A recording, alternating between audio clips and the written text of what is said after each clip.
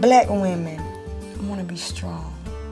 Our ancestors were strong. But a lot of us live a lie within ourselves that is so unhealthy.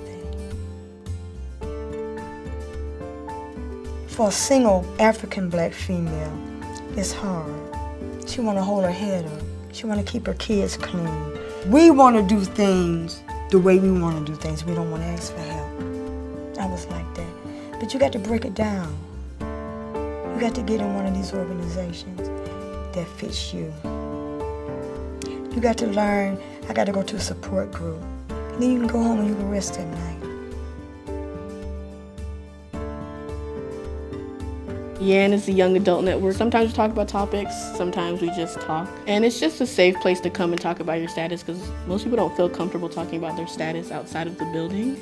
It did provide me a place to be open about my status because I wasn't really open outside of there. It probably would have made it easier to adjust to being positive, knowing that you're not the only one. Now, obviously, you know you're not the only one, but when you actually hang out with people that are positive, it changes your aspect. It helps when you have someone who actually cares about what's going on in your day-to-day, which is rare unless you're dating somebody, and even then, you rarely get that. There's so many different resources that you can use once you find out about your status, because it will help you take care of yourself better if you feel like there are other people behind you.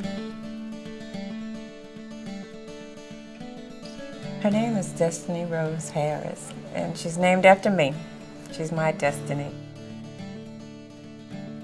I didn't tell Destiny until last year that I was HIV positive because I wanted to get out and talk about it.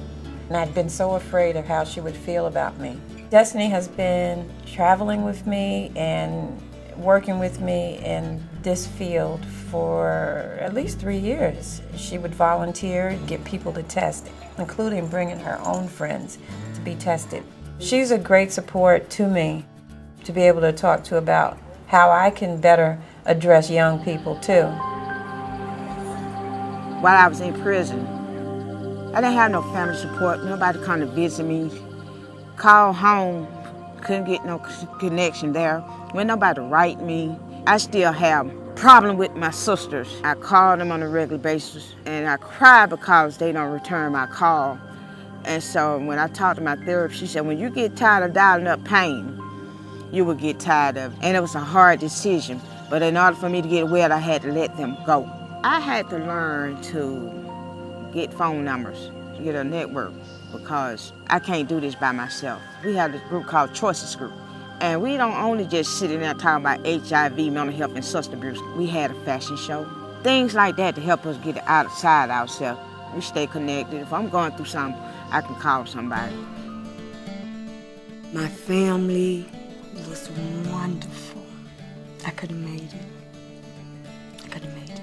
But some people don't have family. You have some people who family cast them away. At the end of the day, we're in a corner because we don't know where to get help. You can't be superwoman with a diagnosis and don't ask for help because you're not going to make it. You can't deny yourself help. No one should be without no one.